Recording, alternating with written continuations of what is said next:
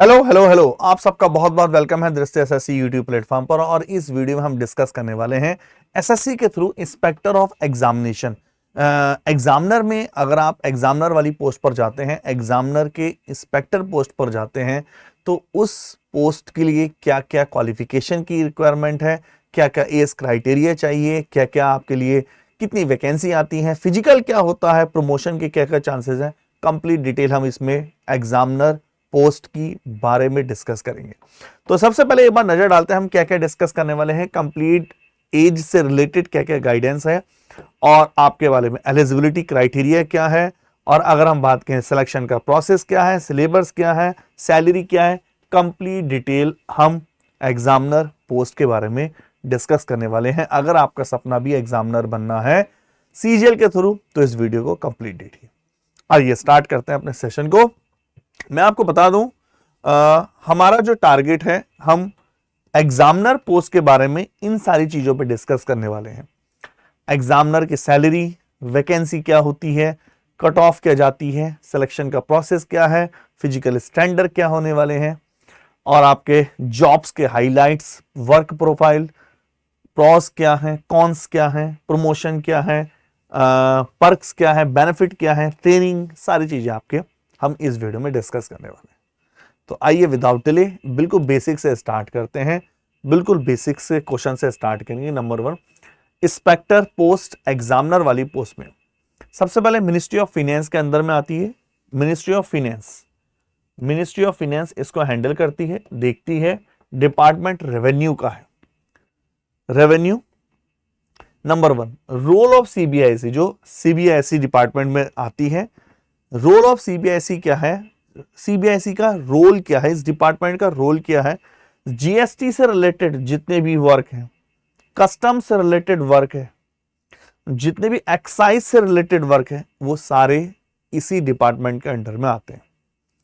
Examiner report करते हैं custom commissionerate को। जो पॉलिसी फ्रेम करते हैं, एंटी जो आपकी कोई भी चीज इलीगल तौर पर इधर उधर भेजी जा रही है जो इलीगल है, तो उससे रिलेटेड चीजें जो है आपका एग्जामिनर इसके लिए वो रेड भी करते हैं। इसके लिए वो बहुत सारी चीजें अलग अलग प्रोजेक्ट पे वर्क करते हैं। हम आगे डिस्कस करेंगे किस तरह से इस पे वर्क किया जाता है। अगर हम बात करें आगे नंबर 1, तो दूसरा पॉइंट क्या आता है, पोस्टिंग की लोकेशन क्या होती है।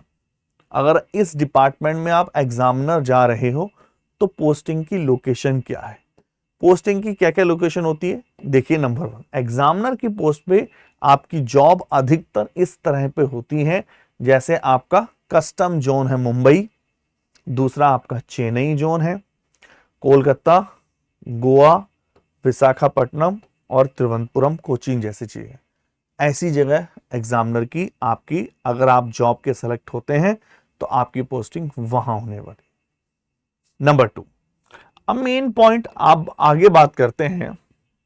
ये हुई लोकेशन की बात। अगर हम बात करें कि वैकेंसी क्या रहने वाली है या क्या रही थी 2025 में, क्या रहेंगी और कितनी कितनी कट ऑफ जाती है। देखिए अगर हम 2025 की बात करें, आप जानते हैं लगभग 18,000 प्लस वैकेंसी है। नंबर 1, अगर बात करते हैं 18,000 प्लस वैकेंसी में, 2024 में जो वैकेंसी 18,174 थी अप्रॉक्स, 2023 में जो वैकेंसी थी लगभग 8,415 थी, 8,415। 2022 में बात करें, वो वैकेंसी लगभग, ये टोटल वैकेंसी है सीजीएल के थ्रू जो जाती है। एग्जामिनर की बात करते हैं तो कम से कम मान के चलिए आपका 390 का फाइनल जो टीयर 2 के बेस पर सिलेक्शन होता है। टीयर 1 पेपर टीयर 2 के बेस पर सिलेक्शन होता है। टीयर 2 390 का है, तो मान के चलिए लगभग आप 349 से 350 के बीच में अगर आपके मार्क्स हैं, तो जनरल कैटेगरी में तो आपका सिलेक्शन होने के पूरे चांसेस हैं। दूसरी बात, लेकिन अगर हम 2022 में वैकेंसी ज्यादा थी, इसमें 325 में ही आपका इसमें सिलेक्शन हो चुका था। अगर हम 2023 की बात करें, तो 318 नंबर पे ही आपका इसमें सिलेक्शन हो गया था, मतलब इसकी कट ऑफ जो गई थी लगभग 318.22 गई थी नॉर्मलाइज पे। अब वो सब वेरी करता है कि SC category OBC ex serviceman, वो सब इसके नीचे मान के चलिए, ठीक है। तो ये मोटा मोटा है, आपको टारगेट लेके चलना है, अप्रोक्स 350 तो आपको लाने ही है। एग्जाम के पैटर्न पे डिस्कस कर लेते हैं कि एग्जाम का पैटर्न क्या क्या रहता है, एग्जाम के पैटर्न में कैसे कैसे चीजें रहती है। आप जानते हैं प्री वाला पेपर, सीजीएल का प्री जो सबके लिए वही है, प्री के पेपर में जनरल इंटेलिजेंस के 25 क्वेश्चंस 50 नंबर के, जनरल अवेयरनेस के 25 क्वेश्चन 50 नंबर के, इंग्लिश के 25 क्वेश्चंस 50 नंबर के, और क्वांटिटेटिव एप्टीट्यूड के 25 क्वेश्चन 50 नंबर के पूछे जाते हैं। ये आपके हैं 100 क्वेश्चन है, 200 मार्क्स। कुल मिला के 1 घंटे का पेपर आपका रहने वाला है ना, 1 आवर का पेपर आपका रहता है। लेकिन आप जानते हैं ये जो पेपर होता है ये क्वालिफाई नेचर का होता है, ये केवल क्वालिफाई नेचर का है। जो मेंस पेपर होता है वो पेपर 2 होता है, और पेपर 2 की हम बात करें, ये आपके सामने पेपर 2 है। देखिए इसमें जनरल इंटेलिजेंस के 30 क्वेश्चन है, लगभग 90 मार्क्स के। इस तरह से आपके क्वांटिटेटिव एप्टीट्यूड के 30 क्वेश्चन है, लगभग 90 मार्क्स के। ये 2 पोर्शन है 90। ऐसे ही इसका थर्ड पार्ट जीके जीएस है, 25 क्वेश्चन है, 75 मार्क्स के। और इसका फोर्थ है इंग्लिश, 45 क्वेश्चन है, लगभग 135 मार्क्स के, ठीक है। ये जो सेक्शन नंबर 1 रहने वाला है, यहां से यहां तक जो 1 घंटे का रहेगा, सेक्शन नंबर 1। सेक्शन नंबर 2 रहने वाला है जो 1 घंटे का रहेगा। इसके बाद आपका कंप्यूटर टेस्ट होता है क्वालिफाई नेचर का, और एक टाइपिंग टेस्ट होता है। क्या होता है?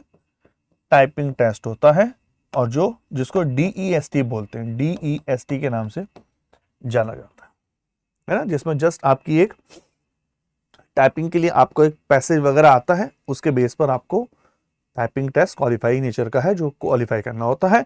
हाँ, कंप्यूटर का टेस्ट आपको लग रहा है 20 क्वेश्चन है 60 मार्क्स के, लेकिन भाई ये भी क्वालिफाई नेचर है, लेकिन इसकी कट ऑफ कभी कभी एक अच्छी खासी चली जाती है। पिछली बार बहुत सारे ऐसे कैंडिडेट मिले थे जिनका टियर 2 मैथ्स में बहुत अच्छा स्कोर था, इंग्लिश में बहुत अच्छा स्कोर था, लेकिन कंप्यूटर में स्कोर अच्छा नहीं था। इस वजह से वो फाइनल मेरिट में नहीं पहुंच पाए। ठीक है, आई थिंक क्लियर हो पा रहा है आपको। आगे चलते हैं, हम थोड़ा सा आगे बात करते हैं सिलेक्शन प्रोसेस। आप जानते हैं selection process number 1 qualify nature का टियर 1 क्रॉस करना होगा आपको। टियर 2 जो जिसके बेस पर मेरिट बनेगी, सब कुछ मेरिट इसी के बेस पे बनती है। कंप्यूटर प्रोफिशिएंसी टेस्ट होगा 60 मिनट का, 60 मार्क्स का, क्वालिफाई नेचर है, और टाइपिंग टेस्ट होगा। इसके बाद फिजिकल, कुछ पोस्टों में फिजिकल है, इसमें फिजिकल है, एग्जामिनर के लिए फिजिकल होता है, मैं भी आपको बताऊंगा। फिजिकल का मतलब क्या क्या चाहिए, डॉक्यूमेंट वेरिफिकेशन होता है, और इंटरव्यू नहीं होता। अब इंटरव्यू आप जानते हैं सारे बंद हो गए हैं, ऐसा इसमें नहीं होता। ठीक है, चलिए और थोड़ा बात करते हैं अलग, फिजिकल स्टैंडर्ड की बात कर लेते हैं हम। जैसे फिजिकल की बात ही कर रहे थे, क्या क्या फिजिकल स्टैंडर्ड चाहिए मेल के लिए, तो सबसे पहले तो फिजिकल क्या क्या चाहिए इस पे नजर डालते हैं। मेल के लिए 157.5 सेंटीमीटर की हाइट चाहिए। फिजिकल स्टैंडर्ड में मेल पुरुष के लिए 157.7 सेंटीमीटर की हाइट होनी चाहिए। चेस्ट की बात करते हैं, विद एक्सपेंशन 81 सेंटीमीटर का होना चाहिए। वॉक चलना होता है आपको, दौड़ना नहीं है, भागना नहीं है, चलना है। 15 मिनट में 1.5 किलोमीटर जाना होता है, 15 मिनट में 1.5 किलोमीटर, 15 मिनट में। साइकिलिंग 30 मिनट में, आधे घंटे में 8 किलोमीटर, तो बहुत है, बहुत काफी होता है। आधा घंटा बहुत होता है, आराम से आप साइकिलिंग कर सकते हो। आधे घंटे में 8 किलोमीटर जाना होता है, मतलब आराम से बच्चों को क्वालिफाई कर लेते हैं। क्लियर? चलो, फिजिकल स्टैंडर्ड फीमेल की बात करते हैं। हाइट चाहिए 152 सेंटीमीटर। देखिए मेल के लिए कितनी हाइट थी? मेल के लिए हाइट थी आपकी 157.5, यहां चाहिए 152 सेंटीमीटर हाइट चाहिए आपकी। आप समझ पा रहे हैं? वेट चाहिए आपका 48 किलोग्राम। वॉक चलना है 1 किलोमीटर 20 मिनट में जाना होगा, टाइम ज्यादा है आपके पास, मेल्स के लिए कम था। साइकिलिंग 3 किलोमीटर 25 मिनट में, बहुत है, वो कोई इतना वो नहीं है, आराम से आप कर सकते हैं, बहुत ज्यादा साइकिलिंग नहीं है। 25 मिनट में तो आप पैदल ही चले जाएंगे 3 किलोमीटर, आधा घंटा है आपके पास। चलिए जॉब हाईलाइट पे चलते हैं। मेन क्या है आपकी? फील्ड जॉब होती है, सबसे पहली चीज समझना, फील्ड जॉब भी होती है आपकी ऑफिस बेस भी, फाइल्ड वर्क भी होता है, दोनों तरह की जॉब होती है। तो आपको एग्जामिनर की पोस्ट पर अगर आप जा रहे हैं, फील्ड भी है ऑफिस भी है, दोनों है। नंबर 2, आपको रैपिड प्रमोशन। भाई ये एक ऐसी पोस्ट है जिसके बारे में बोलते हैं प्रमोशन बड़ी हाई फाई स्पीड से होता है। एग्जामिनर की पोस्ट का प्रमोशन एक अच्छे स्टैंडर्ड तरीके से होता है, ठीक है ना, इस चीज का ध्यान रखिए। नाइट शिफ्ट होती है, जो कोस्टल वाले एरिया होते हैं वहां पर आपको नाइट शिफ्टें मिलेंगी, जो कि जनरली अगर आप इनकम टैक्स वगैरह में जाते हैं, CSS वगैरह में जाते हैं तो वहां नहीं मिलती हैं, लेकिन नाइट शिफ्ट है आपका। नंबर 1, जो ऑनलाइन डेस्क जॉब ढूंढ रहे हैं केवल उनके लिए थोड़ा सा सूट नहीं करता है। जैसे बहुत सारी गर्ल्स हैं वो चाहती है कि सर ऑनलाइन डेस्क जॉब हो, आप डेस्क जॉब हमसे करवाइए, तो फिर उसमें ये सूट नहीं करता। कलर ब्लाइंडनेस वालों को बिल्कुल भी अलाउड नहीं है भाई। कलर ब्लाइंडनेस जितनी भी थोड़ी examiner, NIA inspector, sub inspector, CBI, IB, intelligence bureau, इन सब चीजों में कलर ब्लाइंडनेस नहीं चलता है, और क्योंकि भाई वहां हर चीज वैल्यू रखती है। दूसरा, रेलवे वगैरह की पोस्ट में कलर ब्लाइंडनेस बिल्कुल भी नहीं चलता है ना, इन सब चीजों आपको ध्यान रखना है। तो कलर ब्लाइंडनेस वाली प्रॉब्लम नहीं होनी चाहिए। अगर है तो अपनी चीजों को, होता क्या है कई बार पता नहीं होता कि किसी को कलर ब्लाइंडनेस है कि नहीं, लेकिन अगर आप फिजिकल में बाहर होते हैं तो फिर वो आपको कंसीडर नहीं करते हैं। तो प्लीज फिजिकल अपने को फिट रखिए और अपने को चेक करिए। आप बाहर भी आई की शॉप पर जाकर चेक करा सकते हैं। कलर ब्लाइंडनेस बहुत ही नॉर्मल है, विदाउट चेकिंग, बहुत डेप्थ चेकिंग है, सीधा ही वो आपको सिंपल सा पेजेस पकड़ाएंगे, उससे क्लैरिटी हो जाती है कलर ब्लाइंडनेस है कि नहीं। वर्क प्रोफाइल की बात करते हैं। नंबर 1, मोस्ट इंपोर्टेंट है, इंपोर्ट और एक्सपोर्ट के जो गुड्स जाते हैं। भाई एग्जामिनर का मतलब ही क्या होता है? एग्जामिनिंग करना, चेक करना, वेरीफाई करना, क्लैरिटी देना। जो इंपोर्ट और एक्सपोर्ट हो रहा है सामान, उसको एग्जामिनिंग करना। नंबर 1, एग्जामिनिंग करना, कार्गो का सैंपल लेना, ये सब चीजें है कि नहीं। दूसरी बात, और आपका जो कस्टम ड्यूटी से रिलेटेड जो वर्क है, कस्टम ड्यूटी से रिलेटेड जो भी चीजें होती हैं वो सारे यहां पे ये देखी जाती हैं। एंश्योर करना कि आपको जो स्मगलिंग वगैरह, भाई ये तो बहुत ज्यादा इलीगल चीज है, तो जैसे आज ही बहुत सारी न्यूज़ें आती रहती हैं, आप स्मगलिंग से रिलेटेड तो बहुत सारी न्यूज़ें आती रहती हैं, वो सारा काम भी ये एग्जामिनर देखते हैं। और डॉक्यूमेंट और रिपोर्ट एक्टिविटीज़, ये तो लगभग हर डिपार्टमेंट में होता ही है, चाहे आप इनकम टैक्स में हो, उसमें भी ऑफिस वाला जॉब है, डेस्क जॉब, और फील्ड वाली जॉब भी है, तो ये दोनों में है आपका ये। तो कुल मिलाकर इंपोर्ट एक्सपोर्ट से रिलेटेड है, कार्गो से रिलेटेड है, वर्क से रिलेटेड है, एग्जामिनिंग करना, डॉक्यूमेंट मतलब आपका डेस्क जॉब भी है इसी में जो एक्टिविटी है, और आपका स्मगलिंग से रिलेटेड, ये सारी चीजें हैं जो आपके वर्क प्रोफाइल में काउंट होती है। चलिए और आगे चलें और देखते हैं प्रमोशन की, प्रमोशन किस किस पोस्ट पर होता है, प्रमोशन की हिरार्की क्या है, इसको समझो। प्रमोशन की हिरार्की में जब आप आते हो तो सबसे पहले इंस्पेक्टर एग्जामिनर, उसके बाद आता है आपका ग्रुप बी की गजेस्टेड ऑफिसर अप्रेजर, उसके बाद आता है assistant commissioner, deputy commissioner, joint commissioner, additional commissioner. देखो सारी बड़ी पोस्टों पे आप एडिशनल कमिश्नर और ज्वाइंट कमिश्नर, कमिश्नर तक हर बच्चा नहीं पहुंच पाता। अगर आप लेट ज्वाइन करते हो, अगर आप 35 प्लस में ज्वाइन करते हो, तो फिर आप लास्ट तक पहुंचने में प्रॉब्लम आती है, क्योंकि टाइम लगता है प्रमोशन में। कुछ पोस्टों में डिपार्टमेंटल एग्जाम भी होते हैं, तो वो डिपेंड करता है कि आपकी एज क्या है, आप किस एज में अंदर एंट्री कर रहे हैं। आई थिंक आप समझ पा रहे होंगे अच्छे से चीजों को। चलिए थोड़ा और बात करें, पर्क्स क्या है, बेनिफिट क्या है। अगर पर्क बेनिफिट की बात करें, मेडिकल फैसिलिटी वो लगभग सभी में मिलती है, सेंट्रल गवर्नमेंट जॉब में सभी में मिलती है। 8th पे कमीशन लगने वाला है, लगा नहीं है। उसके लगने के बाद सैलरी जो अभी हम बताएंगे उसके बाद और प्लस होगी। मेडिकल फैसिलिटी लगभग सभी में होती है।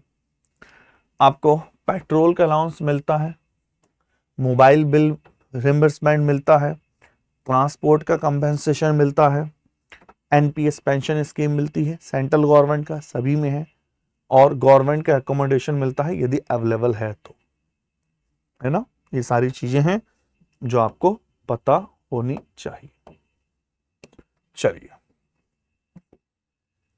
बात करते हैं ट्रेनिंग की। ट्रेनिंग कहाँ कहाँ होती है? ट्रेनिंग होती है आपकी जो कंडक्टेड होती है नेशनल एकेडमी ऑफ कस्टम्स में होती है। जो ट्रेनिंग कंडक्ट होगी national academy of custom, indirect taxes and narcotics. 14 week की क्लासरूम ट्रेनिंग होती है, 14 हफ्तों की चलती है। जो सीबीआई की ट्रेनिंग होती है वो 52 हफ्तों की होती है, 52, ये 14 वीक की है, including customs law, procedure, software. No weapon training, weapon की ट्रेनिंग इसमें नहीं होती। चलिए अगर हम थोड़ा और जाए, posting nature, coastal versus north coastal. देखो इस वो देख लेते हैं। जो कोस्टल फील्ड होती है, कोस्टल का मतलब समुद्र के किनारे जिनकी पोस्ट होती है, आपको फिजिकल भी उसमें काफी वर्क होता है।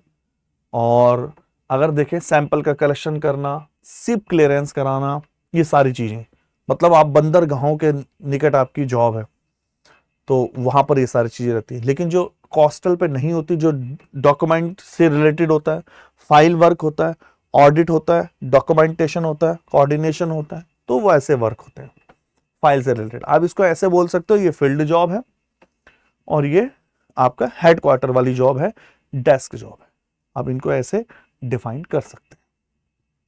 चलिए और थोड़ा बात करें, कंपैरिजन देखिए। अब देखो अदर पोस्ट के साथ कंपैरिजन करते हैं एसएससी की इस पोस्ट को, एग्जामिनर को।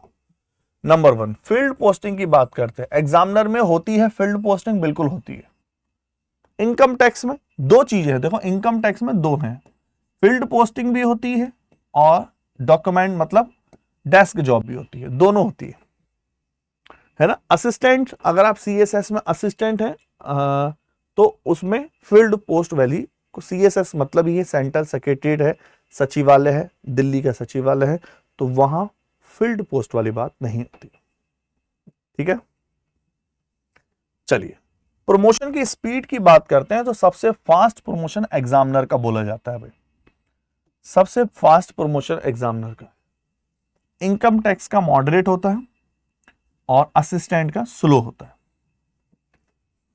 अगर ट्रांसफर की बात करें तो सबसे कम ट्रांसफर होते हैं एग्जामिनर के, क्योंकि इतनी ज्यादा चॉइस नहीं है, कम ट्रांसफर होते हैं, समुद्र के किनारे होते हैं, तो यहां पर इनकम टैक्स में ज्यादा चांसेस हैं। असिस्टेंट सीएसएस फ्रीक्वेंट है, कभी कभार।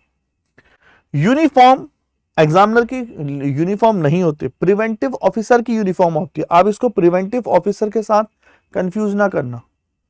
इनकम टैक्स की भी यूनिफॉर्म नहीं होती, आपने ऑनलाइन कितने बच्चे देखे होंगे, यूनिफॉर्म नहीं होती। असिस्टेंट सीएसएस की भी कोई यूनिफॉर्म नहीं होती।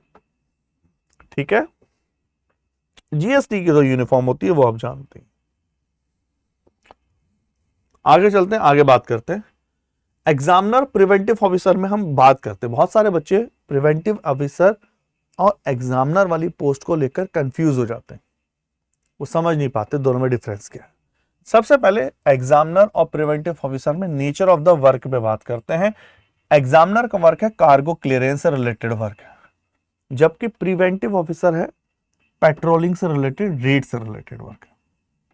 वर्क डिफाइन है। असिस्टेंट का ऐसा कोई नेचर ऑफ वर्क मतलब इस टाइप का नहीं है, अपना वो डेस्क जॉब है, आप बोल सकते हैं डेस्क जॉब। अगर यूनिफॉर्म की बात करें तो हम पहले ही डिस्कस कर चुके हैं, एग्जामिनर की तो यूनिफॉर्म नहीं होती और असिस्टेंट की भी यूनिफॉर्म नहीं होती, लेकिन प्रिवेंटिव ऑफिसर की व्हाइट यूनिफॉर्म होती है, आपने देखा हो व्हाइट यूनिफॉर्म। अगर पोस्टिंग की बात करें, कोस्टल्स पोर्ट्स होते हैं, प्रिवेंटिव ऑफिसर की एयरपोर्ट्स पे भी, डॉक्स पर भी आपकी जॉब लगती है और यहां केवल CSS मतलब केंद्रीय सचिवालय में ही होती है जनरली। अगर फिजिकल डिमांड की बात करें, मॉडरेट होती है, प्रिवेंटिव ऑफिसर के लिए फिजिकल रिक्वायरमेंट हाई है और इसमें कुछ ऐसी रिक्वायरमेंट नहीं होती। हाँ जी, आराम से देखिए। और होता क्या, चीजों के बारे में रिसर्च करने से आपको नेचर पता चलना चाहिए। अब जहां जाने वाले हैं उसके बारे में आपको नॉलेज होनी चाहिए, कुछ नॉलेज आप खुद भी रिसर्च करिए, उससे एक आइडिया लगता है क्या है। खैर, एक समय था जब इसमें इंटरव्यू हुआ करता था, अब इंटरव्यू तो नहीं है, इंटरव्यू नहीं है तो आपकी कोई वैसी चीजें टेस्ट तो नहीं करेंगे। चलिए, realistic challenges in the job, हम जॉब में क्या क्या चैलेंजेस हैं इस एग्जामिनर में। Number 1, high workload in the busy ports. भाई नंबर 1 सीधा सीधा बात है।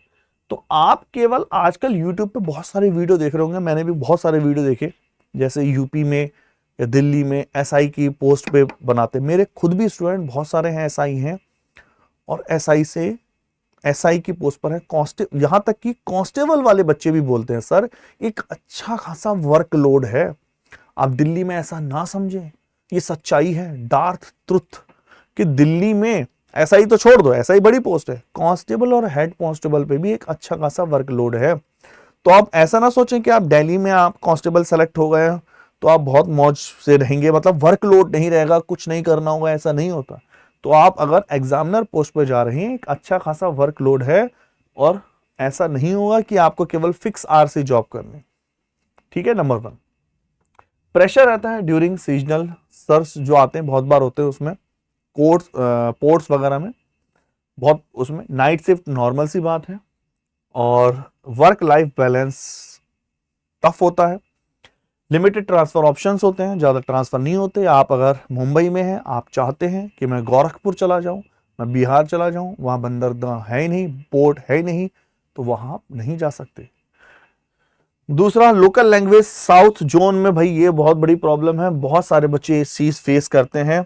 ये चीज़ें मैंने देखा है बैंक वगैरह में भी आती हैं, या बैंक में नहीं आती, इनकम टैक्स डिपार्टमेंट में भी आती है। बहुत जगह है जहां आपको जनरली भाई लोकल, जहां आप बात करेंगे आपके साथ लोकल लोग होंगे। कर्नाटक में आप चले गए, आप कर्नाटक में बात कर रहे हैं, या फिर हिंदी राज्य तो छोड़ो नॉर्मल है, लेकिन आप और आगे जाएंगे तो भाई आपको लोकल लैंग्वेज ना आने की वजह से प्रॉब्लम होती है बहुत ज्यादा। चलिए आगे बात करते हैं, फ्यूचर कैसा है, आपकी अपॉर्चुनिटी कैसी है। नंबर 1, डिपार्टमेंटल एग्जाम होते हैं फास्ट ट्रैक प्रमोशन के लिए।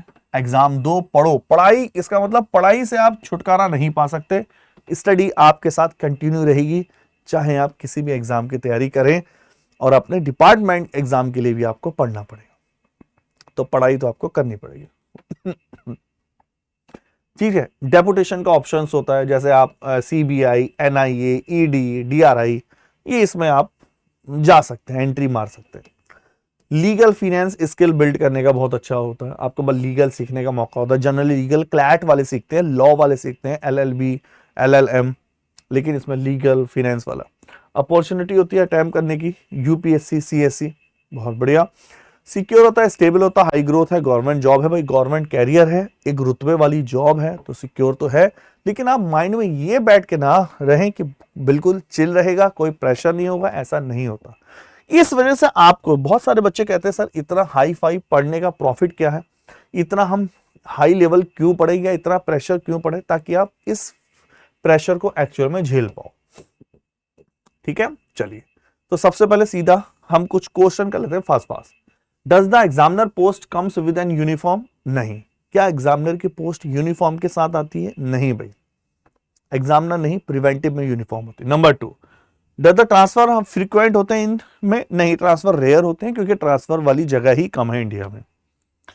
ठीक है, नंबर नेक्स्ट और देख लेते हैं थोड़ा से। Does this post offer social respect? बिल्कुल भाई, सरकारी जॉब है, सोशल रेस्पेक्ट, सामाजिक इज्जत तो होगी होगी, क्यों नहीं होगी।